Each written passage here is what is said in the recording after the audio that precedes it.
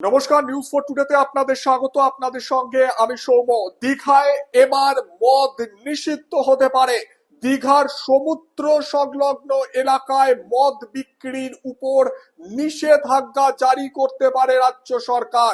কার্যত রাজ্যের স্বাস্থ্যমন্ত্রী স্বরূপ দত্ত মুখোপাধ্যায় তার একটি ভিডিও ভাইরাল হয়ে গিয়েছে। সেই ভিডিওতেই এই জল্পনা বাড়ছে। ভাইরাল ভিডিওতে কি জানাচ্ছেন রাজ্যের মন্ত্রী, শুনুন।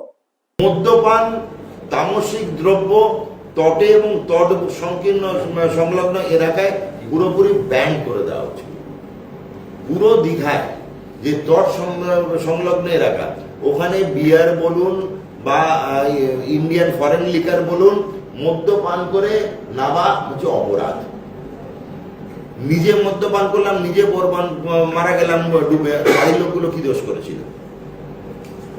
বাড়ির লোকগুলো কি দোষ করেছিল? আমাদের এখানে আরেকটা প্রবণতা দেখা যায় দীঘায়, নারকেলের সঙ্গে মদ মেশানো, এই ডাবের সঙ্গে। সেটা আমরা কিন্তু জানি, সবাইকে জানিয়ে দেবেন যে আমরা জানি, স্বাস্থ্যমন্ত্রীগুলো জানে।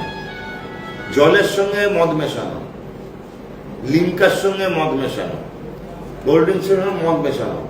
পুলিশ প্রশাসনকে বলা হয়েছে এগুলোর দিকে নজর রাখতে, দরকার হলে শুঁকে দেখতে।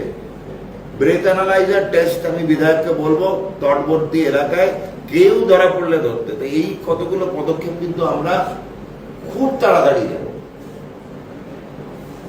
এগুলো ডিএম ম্যাডামের সঙ্গে, ডিএম এখানে ম্যাডাম স্যার, ডিএম স্যারের সঙ্গে কথা বলবো এবং কথা বলে আমরা এগুলো ঠিক করবো। এবার থেকে দীঘার সমুদ্রে সাবধান। সমুদ্র স্নান করার আগে মদ্যপান করা যাবে না।